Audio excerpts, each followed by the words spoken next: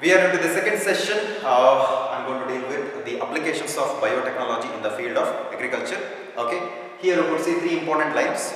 Not important, just you need to understand why we need to learn about genetic engineering in the field of agriculture. So these three important sentences or lines will explain.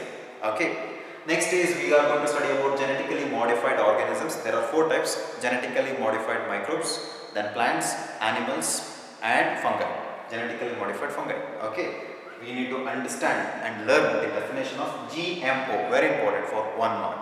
Then uses of genetically modified plant in the field of agriculture. So you could see the 5 points I have already written to reduce the actual time or duration of this video. That's it. The next we are going to talk about the Bt cotton, the development of Bt cotton, what type of gene is inserted into the cells of the Bt cotton, and what type of protein is produced from that new gene inside the cotton plant. Okay, so what is its effect within the body of an pest, that is nothing but insect, okay, which normally harm that particular cotton plant. Then next we are going to talk about the development of pest resistant plant. Okay, so two important concepts, and once I complete with all the concepts, I am going to talk about the golden rice, how exactly it is developed, what is the usage of that golden rice. Okay, we are Indians, we know about farmers, yes, even the entire world normally depends on farmers. Why? Because farmers are the backbone of the world itself, yes. Normally they work really hard. The aim of them is to improve the quality and quantity of the food or crop yield. Simple.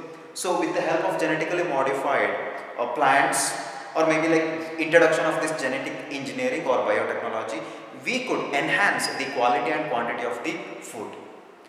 Got it? Okay, we can supply the required amount of food to the world, millions or billions of people.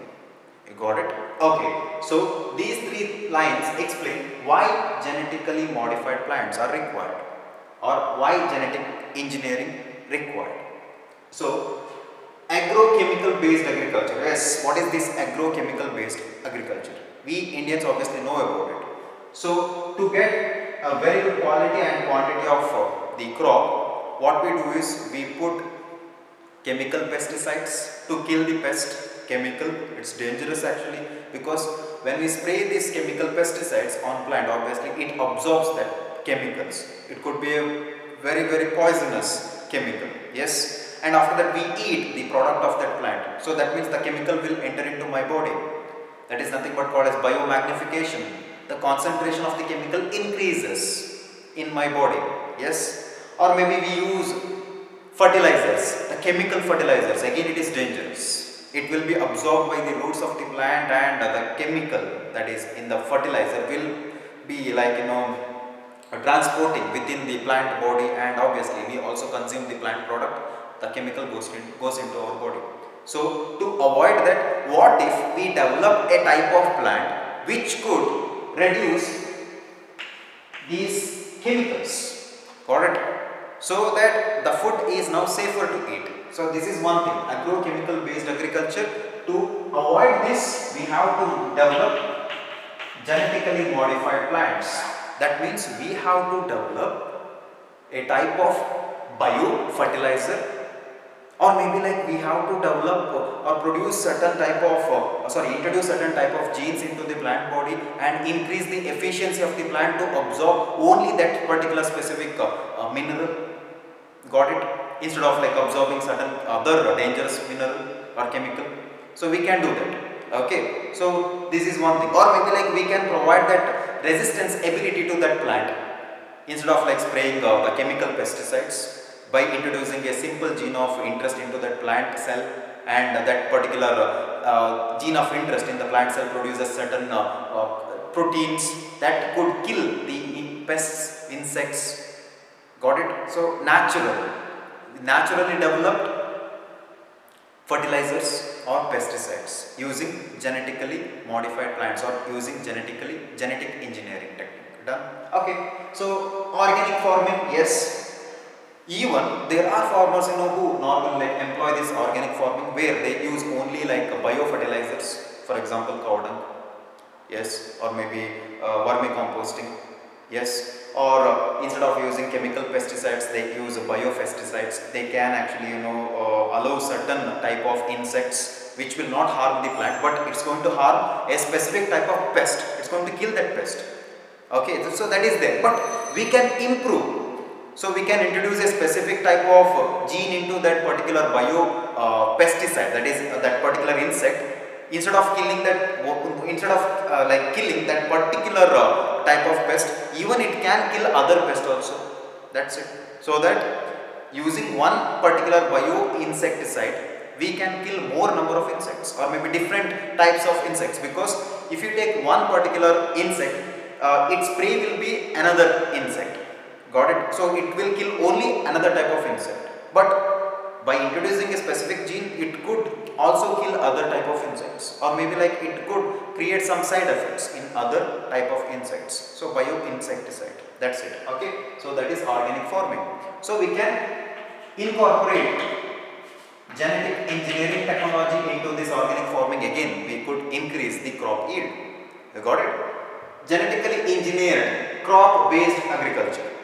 So obviously, see, if you were a farmer, obviously what you do is you select a specific very good crop, even in the same species of plant. For example, beans, you will not go for some low yielding crops. So you go with high yielding variety of that particular beans plant, then you just put in your agriculture farm, so that you believe that you are going to get very good yield crop. Yes. So here again, in the field of genetic engineering, we could introduce certain particular gene of interest into that particular variety of plant, and again we could increase the crop. Okay, so we will understand it later how it is done. So genetically engineered crop based agriculture. Good example is BT cotton is one good example for all. Done. Now what is this genetically modified organism? So you take down the definition. It could be microbe, it could be bacteria, it could be fungi, it could be plant, or it could be animal. Okay, whose genes have been altered by manipulation. Manipulation is nothing but recombinant DNA technology. Okay, so this is nothing but the definition of genetically modified organism. Just remember, microbes, bacteria, fungi, plants, animals, whose genes, they have already have genes, right? Okay, genes have been altered. We can alter that genes. That is nothing but, you understood, recombinant DNA technology. That is by manipulation. So that when I introduce a gene of interest into this particular organism now transforms into a new organism. Maybe like you will not see major changes in their characters, but still they will produce a new character. It's nothing but in the form of protein. So that is genetically modified organism. So I'll be talking about this now, genetically modified plants, because we are discussing about agriculture. So here, what is exactly the use of genetically modified plants? Why we have to develop GMP? Simple. Here you could see, if I introduce a gene of interest into a specific plant, that is into the cells of that plant, obviously it will show certain new characteristics. So that characteristic could be useful. So here you see, the plant, the GMP, could be more tolerant to abiotic stresses. What is the meaning of abiotic? Non-living. Okay, so that could be heat, that is temperature. So it could survive in very hot climatic conditions, or maybe like it could survive in this condition also, that is drought condition also. Yes, or maybe like if that particular soil is having more minerals, that is a bit salty, so saline conditions, so then obviously it can survive. Abiotic, it can overcome the abiotic stresses, because we have already introduced a gene of interest that will take care of the plants, so that it can survive in any type of climatic conditions. Done. So this is one important use of GMP. Second one is pest resistance plants. So I am going to introduce a gene of interest into a plant cell. Then that gene of interest will produce certain proteins, and these proteins will now enter into the pest when the pest actually start eating the plants. It could be leaf or maybe root or maybe stem, like stem borers, root borers. Okay, so when they enter into this, in the sense the protein enters into the pest, obviously like it will kill the pest. So that is, you can get resistance to different types of pest. That is one. And the second important application uses reduce post-harvest losses. So here the crop that should be harvested on time. For example, like you know that you have already studied about the plant growth regulators, that is nothing but plant hormones. So because of the activity of these plant hormones, obviously you know that ripening of the fruits will be seen. So normally ripened fruits will not stay in the plant for longer time, it will fall off, correct? Okay, so we can reduce it by incorporating a gene of interest. Okay, so there is a type of tomato called as flavor sour. Okay, I will explain it later. Okay, here they have introduced a specific type of gene into this into the cells of the tomato, and the tomato now produces, the tomato plant produces tomato, and ripening will be there. But we can keep that ripened tomato for longer time. That means it will not decay. You got it? It will not rotten. So it will be there for longer time. You can keep it. Okay, so that is the thing. Post-harvest losses. So this is the third point. Next is increased usage of minerals by plants. Okay, we have already studied about how exactly plants absorb the minerals. What is the main function of the minerals in the plant body? So if one mineral is not there in the particular soil, or if the plant is not getting that mineral, obviously the plant will not survive. Or maybe like some side effects will be there. You have already studied about it, correct, in the previous year. The same. So here, if I introduce a specific gene of interest into these particular plant cells, and obviously like, it helps to absorb that particular mineral. Okay, so this is the thing. So to escape from that deficiency syndrome. So this is the thing. Next is, you can increase the nutritional value of the food. Very good example is golden rice. I think no need to explain about it. Golden rice. It has got a specific protein which could produce vitamin A. Because beta carotene is there, actually it is the natural precursor of vitamin A. So inside the rice itself, like you can incorporate that beta carotene, and then beta carotene will change to produce like a type of provitamin called as vitamin A, that is important for your retina, for your eyesight. Okay, so these are important points to remember. Hope you understood this. It's very simple. You just go through it enough. Next, I'll erase it and we'll talk about the Bt cotton. Okay. Next important concept is Bt cotton or Bt toxin, or maybe you can also add this as bio insecticide plant. Okay, so in your NCERT textbook they have mentioned about the cotton. It is nothing but a strategy that is developed inside the cotton plant. That means a small gene is inserted into the cells of the cotton plant, and that produces some proteins, and these proteins acts like a toxin for the insects. So this plant is now bioinsecticide plant or biopesticide plant. You got it? Okay. So here the cotton, naturally occurring cotton, obviously doesn't carry some resistant powers to different types of insects. That could be lepidopterans like cotton budworm or armyworm, okay, or maybe like dipterans like the beetles. Have you seen beetles? They are everywhere, right? The beetles normally feed on the leaves of the cotton or any type of plants. Or maybe like dipterans, all type of flies, like good example is mosquitoes. Yes, they belongs to class Diphtheria in Arthropoda. Okay, so here let me just write this, a bacteria called as Bacillus thuringiensis.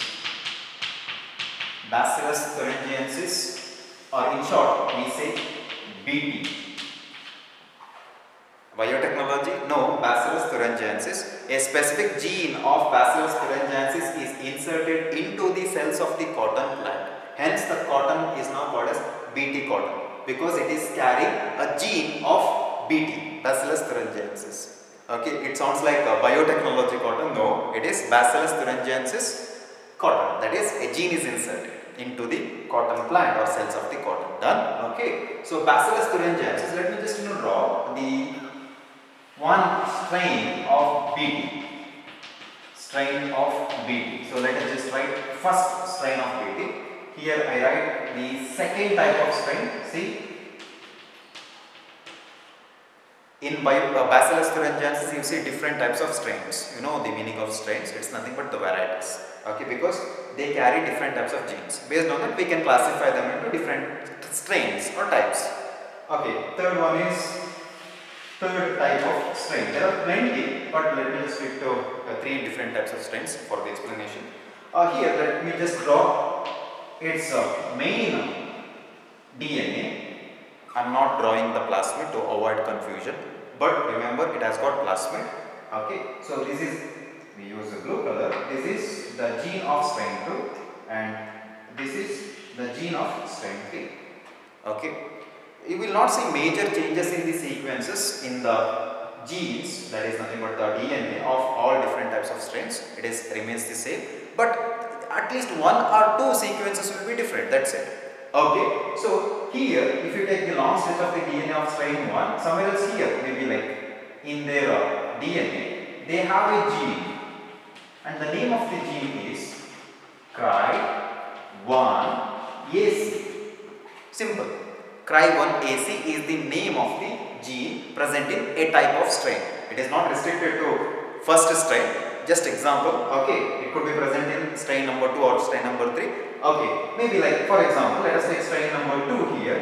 On the same sequence where gene Cry1AC is situated, it has got a different type of Cry gene. The name is, because the sequence is a bit different, Cry2AB. Okay, got it? Next, we go to the third strain. Here, it has got one more type of Cry gene, that is Cry1AB. See the three different types of genes. Okay, these three different types of genes have the ability to produce a type of protein. Okay, so now instead of taking these three different types of genes, let me just write a common word, that is Cry gene. In Cry gene there are so many different types of genes, got it? But let us, for our understanding, let us simply take it as Cry gene. Cry gene is the gene of Bacillus thuringiensis. Okay, so after transcription and translation, a protein will be produced. We know that a protein will be produced, so we just write it as Bt protein because it is produced within the Bacillus thuringiensis. To be specific, instead of Bt, let me just write Cry protein because it is synthesized from Cry gene. Easy, right? Okay. Now this protein is a toxic to some type of insects, Lepidopterans, Dipterans or Coleopterans, some different types of insects. Okay, that means the Bt, the Bacillus thuringiensis is a natural, I got the natural ability to kill these three different types of insects. Yes, naturally. So because it can produce Cry protein is nothing but also called as Bt toxin or Cry toxin, Bt toxin. So I prefer Bt toxin instead of Cry toxin. So you just stick to this. This Bt toxin or Bt protein normally will be, when it is produced from the Cry gene within the Bacillus thuringiensis, it will be in this form, that is crystal form. The form will be crystal. So you have to understand here, when this Bt toxin is produced directly from the Cry gene within the Bt, Bacillus thuringiensis, it will be in this form, that is inactive form. You got it? Inactive form. Why it is inactive form? Because you will not see any alkaline pH inside the Bacillus thuringiensis. That is, the environment present inside the Bacillus thuringiensis is not alkaline. Got it? So for the activation of this Bt toxin, we need that particular environment that should be alkaline pH. The alkaline pH will be seen only inside the midgut of the insect, not in the Bt, so that they are inactive. So what you call for this inactive Bt toxin? Simple, the other name is protoxin. Remember it? So naturally Bt will produce Cry proteins, that will be always protoxin, the inactive form. Okay, let us imagine this. Suppose if I am going to insert this cry-gene into the cotton, so I will take this now cotton plant. So I am going to draw the cell of the cotton. Okay, I have taken a cell and a meristematic cell which has got the ability to multiply rapidly. When it multiplies, obviously it's going to share its genetic material also to other different cells. Correct? We know that. So here, let us just imagine I am using this orange color. This is the nucleus and the DNA is there. Okay, and I am going to use rDNA technology. So I am going to introduce this cry-gene from Bacillus thuringiensis and we will construct this. Okay, sorry, I should use a blue color. This is our cloning vector and this is actually the gene of interest, that is nothing but the cry-gene is now ligated to this cloning vector and introduced with the help of a host. Okay, so once it is introduced, so they have the ability to replicate inside this meristematic cells of the cotton, and obviously the number of these cells increases, and at the same time this cry-gene inside this Bt also produces toxins, that is called as Bt toxins. Now just imagine this Bt cotton obviously have lot of different types of pests. Okay, as I said, budworm, armyworm, or like diphterans, that is nothing but the flies. Okay, they normally harm that cotton plant. But when these pests or insects feed on the cotton, obviously the product of this particular cry-gene also enters into the body of the insects. Correct? Okay. Now the thing is, what is the effect of Bt toxin inside the body of the pest? So once this Bt toxin enters into the insect, so they reach the midgut elementary canal. Yes. Okay. So they reach the midgut, somewhere else here. Okay. What is there in the midgut? Alkaline pH is there. The pH, alkaline pH. That is the environment present inside the midgut of the insect. So that is required to activate the Bt toxins, that is protoxin, into active toxins. So inside the midgut, because of the alkaline pH, this inactive Bt toxin now becomes active Bt toxin. Now what's going to do? So we'll see what they will do now. So just erase it, please copy it. Okay. This particular active Bt toxin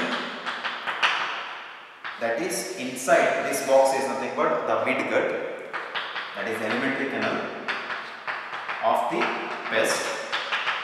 Okay, and it has got this environment,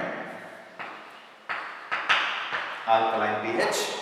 Okay, now it becomes active and it now creates pores in the midgut. Pores will be created because they are very toxic material, chemical now.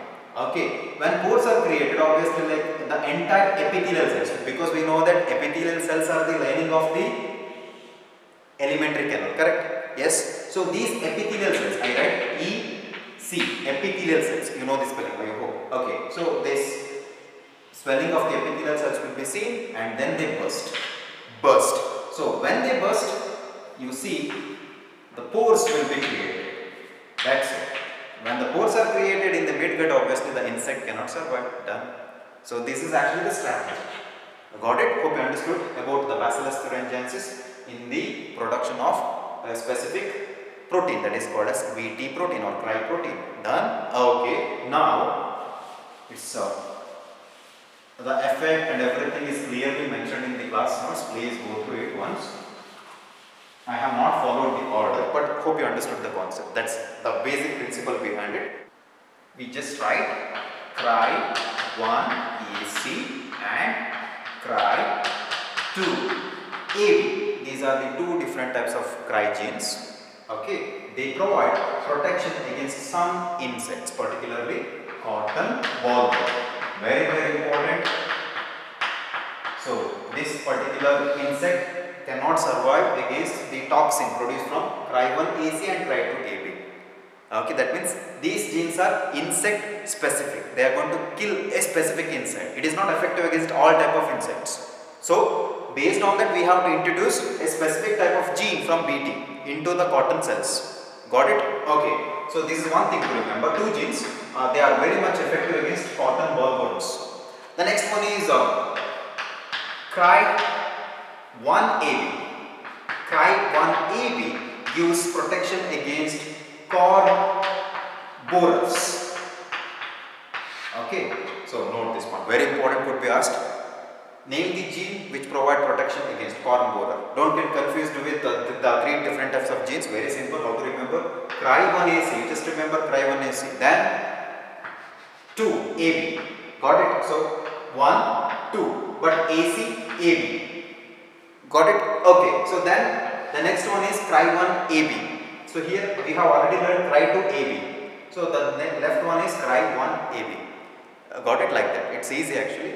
So this is the thing. So that's all about the development of BT cotton. So they are now a type of natural bioinsecticide. Done, easy. Now we are going to study the second important concept, that is the development of pest resistant plant, specifically in tobacco plant. The next important concept comes under the applications of BT in agriculture. Pest resistant plant, that is development of PRP, pest resistant plants. That is particularly we will be talking about how exactly tobacco develops a natural way to kill the pests. Okay, so the pest which is going to harm this tobacco plant. We all know that tobacco is a type of crop plant. Yes, by a method called as RNA interference. Small I, RNA interference method. Very important. Majority of the students do not understand what is this RNAi, because it is not that easy to understand. But let me try my best to convince you, because it is not possible to explain each and everything, but I will tell you the principle behind it. Okay, so what is this RNAi? Before that, let me just give you a simple example. Let us take a simple cell, a human cell. Okay, RNAi is a natural method, or it is a process which occurs in all type of eukaryotes. So normally you see them in all type of eukaryotes, but we need to understand what is this RNA interference. Okay, so here I have taken a human cell, and this is the nucleus inside the cell, and you see the genetic material here, the DNA. The DNA now obviously produces mRNA by a process called as transcription. This mRNA now comes out of the nucleus, and when it meets a ribosome, what type of ribosome in eukaryotes? ATS type of ribosome. Yes, particularly first mRNA meets 30S type of ribosome. We have already studied about it. Okay, so it's going to meet the ribosome, and now ribosome takes this mRNA, and one more process will be initiated, that is called as translation. Yes, translation will be initiated. Done. Okay, and end of the translation, what you get is you get a specific protein. The protein could be receptor protein, the protein could be enzyme, or any type of proteins, which is very important for metabolic process, or could be like for the physiological process also. Very important proteins. We have got different millions of proteins in our body produced through transcription and translation. It is occurring in every second. Yes. Okay, so here this is the basic. If these proteins are not synthesized because of transcription and translation, what's going to happen to this human being? He is going to die, because proteins are very important for all type of physiological activity. If proteins are not synthesized, he cannot survive, right? Okay, now let us just imagine, as I said, naturally RNAi technique or mechanism is present in all type of eukaryotic cell. Let us say, have you heard about a small type of RNA which is normally present inside the cytoplasm, okay, of the eukaryotes? We just write, which is double stranded, always double stranded. Okay, so this RNA is called as siRNA. What is this S? Small I means interference RNA. Small interference RNA. What is the meaning of interference? They are going to interrupt this mRNA from being entering into this ribosome. So they are going to block this mRNA. Got it? But naturally, these small interference RNA will not destroy, or like it will not come in the way of this natural mRNA, which is going to produce natural protein in our body. When exactly they are become functional? They become functional. Simple. Let us imagine that this particular human being is infected with HIV. Hope you know what is this. So this is now in our DNA there is HIV DNA also. Earlier they had RNA, but because of the reverse transcription DNA is produced and this DNA got incorporated into the cells, particularly the DNA, genetic material of this human being, and it starts producing its own proteins. How? Again same mechanism. So now I'll just change it. So this viral DNA now produces viral mRNA. Viral mRNA produces viral protein. So viral protein should not be synthesized in our body.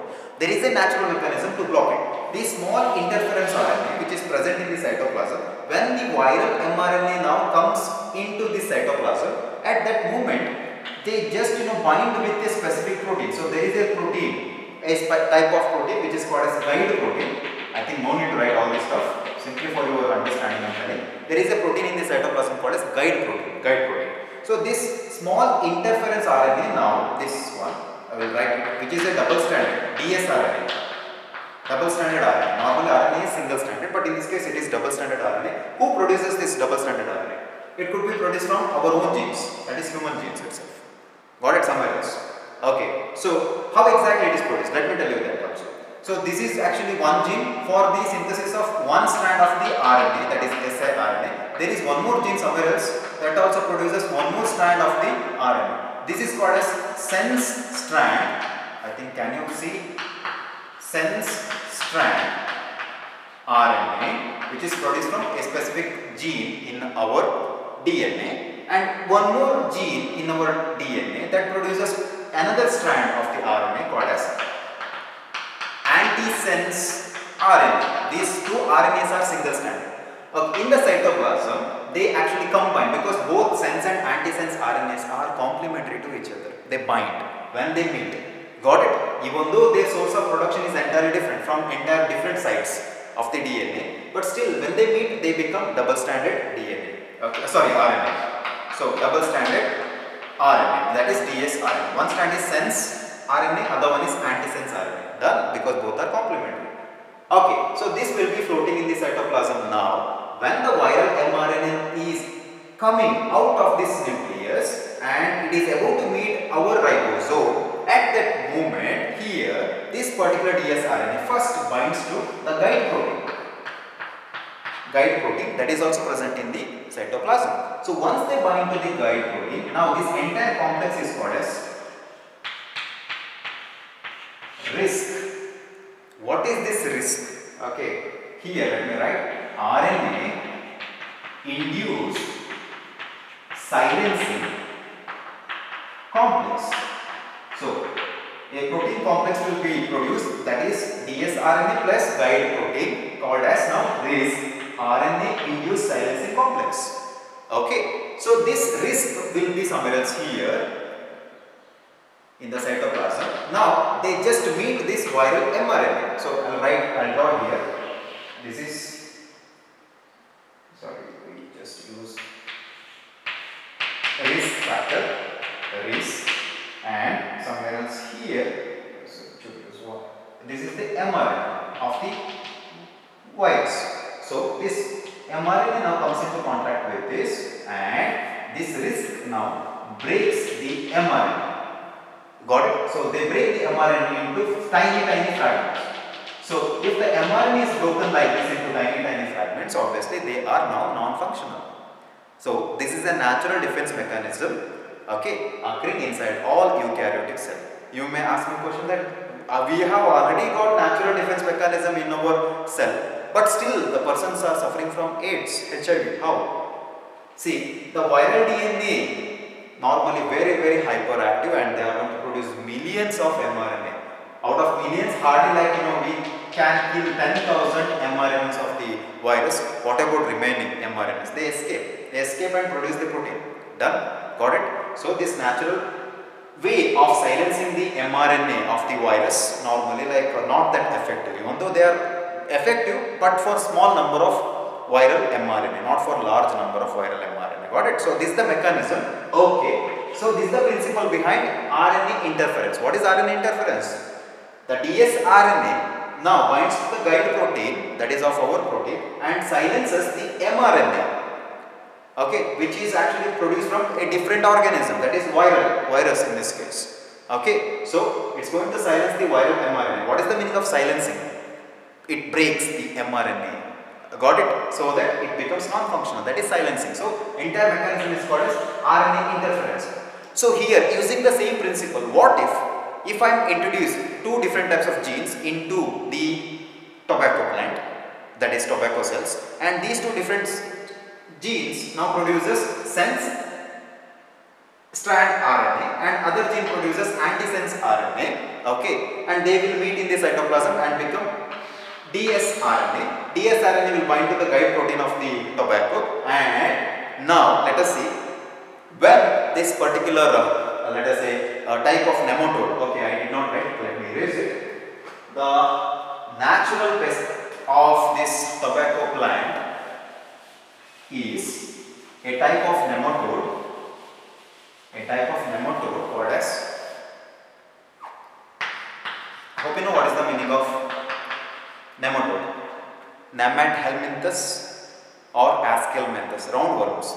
For example, Loya, Encyclostoma. Yes, you remember it?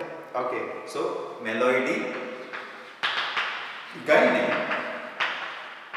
incognita, a type of nematode. It's a type of nematode. Belongs to the phylum Nematoda or Ascalminthus, roundworms. Okay, so these are plant pests, particularly tobacco. They are going to cause harm to the tobacco plants. If tobacco plant is harmed by these different types of nematode, obviously the crop yield will be reduced. So to avoid it, we need to kill this.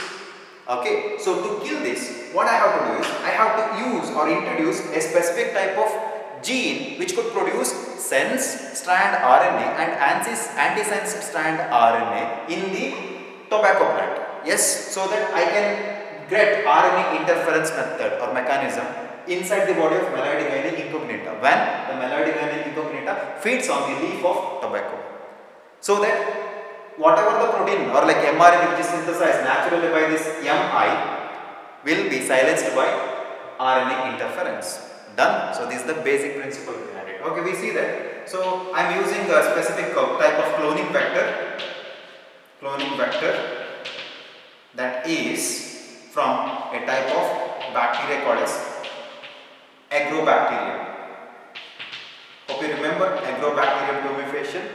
Yes, TI plasmid. Okay, so from that I have extracted a cloning vector and now I am going to ligate a specific gene which could produce sense strand RNA, single stranded RNA. Okay, single stranded RNA, and I will take one more cloning vector here from the same, and I am going to ligate another gene which produces antisense strand RNA, that is also single stranded RNA. Okay, so inside the cell, now these two rDNAs are now introduced into the tobacco cell. Got it?